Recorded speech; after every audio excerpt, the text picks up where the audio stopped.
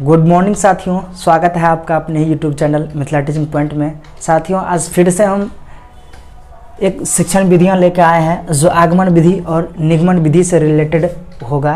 आगमन विधि और निगमन विधि क्या है, इनकी पूरी डिटेल चर्चा करेंगे। ये जितने भी टीचिंग एग्ज़ाम्स है, चाहे वो सीटेट हो, एमपीटेट हो, यूपीटेट हो, केवीएस हो, एनवीएस हो, जितने भी टीचिंग एग्ज़ाम्स है, चाहे वो डिप्लोमा एलिमेंट्री एजुकेशन हो, बीएड हो, डीएलएड हो, सभी में ये क्वेश्चंस पूछे जाते हैं आगमन विधि से रिलेटेड और निगमन विधि से रिलेटेड। आगमन विधि क्या है, देखिए आगमन विधि सबसे पहला पॉइंट है आपको आगमन विधि में कि आगमन विधि विशिष्ट से सामान्य की ओर सूत्रों का पालन करता है और निगमन विधि सामान्य से विशिष्ट की ओर। ये विशिष्ट से सामान्य की ओर चलता है और ये सामान्य से विशिष्ट की ओर चलता है, अपने अपने अनुसार सूत्रों का पालन करता है।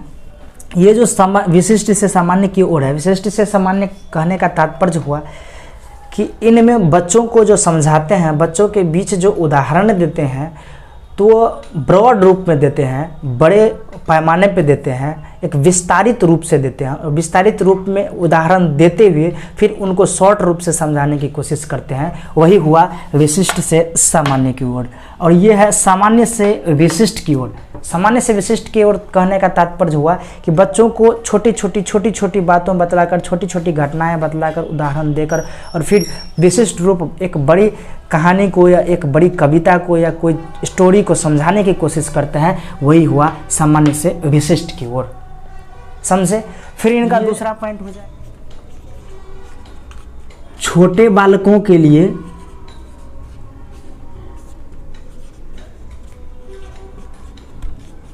अधिक रोचक एवं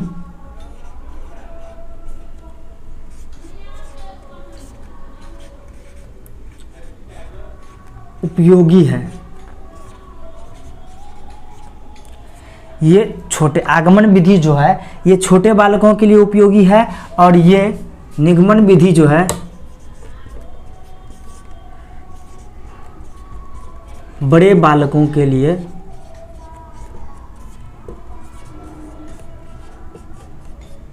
रोचक एवं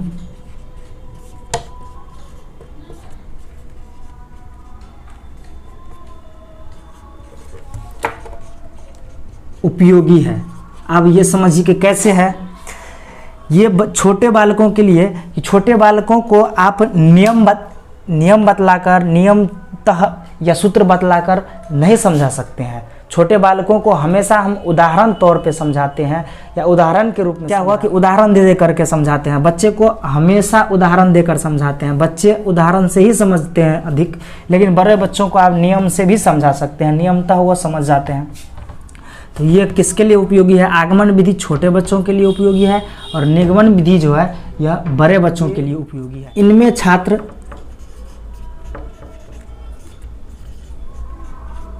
सक्रिय होता है।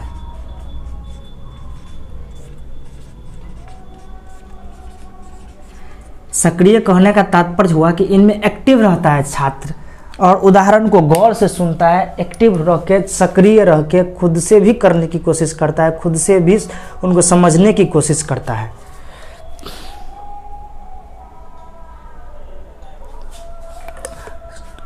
और इनमें छात्र को एक्टिव रहना पड़ता है, छात्र ही इसमें अधिक सोचता है। लेकिन निगमन विधि में अध्यापक सक्रिय होता है। इनमें क्या होता है? अध्यापक सक्रिय होते हैं लेकिन इनमें छात्र सक्रिय होते हैं। अध्यापक को ही नियम बनाना पड़ता है, नियम बना के बच्चों को बताना पड़ता है, देना पड़ता है। लेकिन इनमें क्या होता है? आगमन विधि में छात्र सक्रिय होते हैं। छात्र अपने मन से भी उदाहरणों को सोच सकते हैं, समझ सकते हैं। इनमें समय अधिक लगता है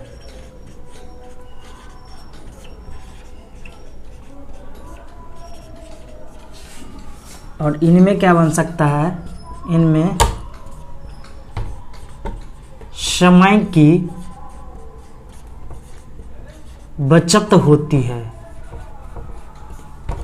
देखिए, आगमन विधि में अधिक समय लगता है, अधिक समय की बर्बादी होती है। अगर आप आगमन विधि से अधिक पढ़ाएंगे तो बच्चों को का सिलेबस भी आप पूरा नहीं कर पाएंगे। इनमें आगमन विधि में होता है कि अधिक से अधिक उदाहरण दिया जाता है, अधिक से अधिक बातों को समझाते हुए बताते हुए फिर आगे पढ़ाया जाता है, तो उनमें बहुत ज़्यादा समय लग जाता है। लेकिन निगमन विधि में नियम बताए, सूत्र बतलाए और उन्हीं के आधार पर बच्चे रट लिए, बना लिए, तो उनमें थोड़ा कम समय लगता है।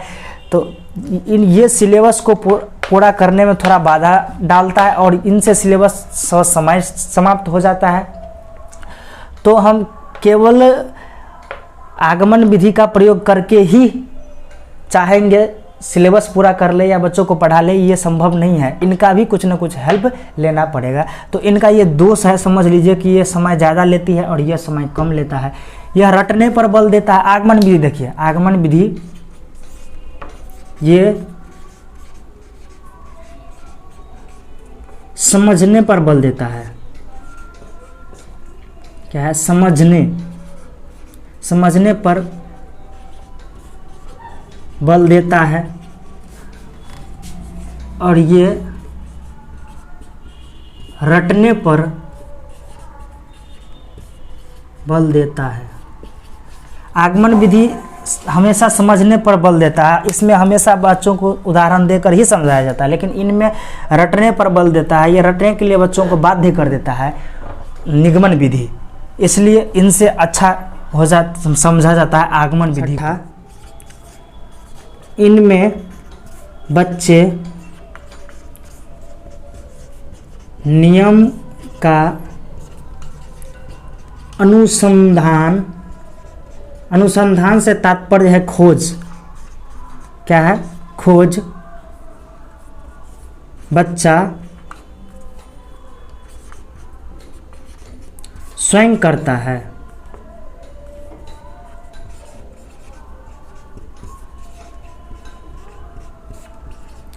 इनमें नियमों का जो खोज है वो बच्चा स्वयं करता है, क्योंकि वो खुद सक्रिय होता है।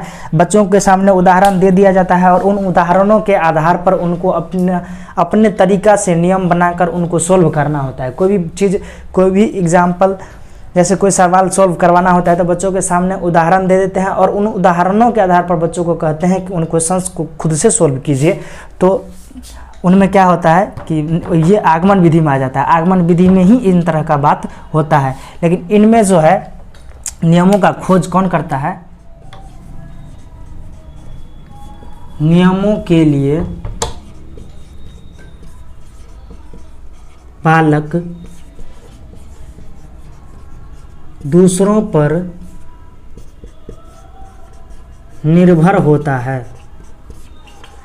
इनमें क्या होता है? बालक दूसरों पर निर्भर रहता है, जैसे बुक पे ही निर्भर रहता है या टीचर पे ही निर्भर रहता है कि नियम बतलाएंगे टीचर तब हम उनको सॉल्व करेंगे, या बुक से हम नियम को देखेंगे, याद करेंगे, रटेंगे, फिर उनको हम बनाएंगे।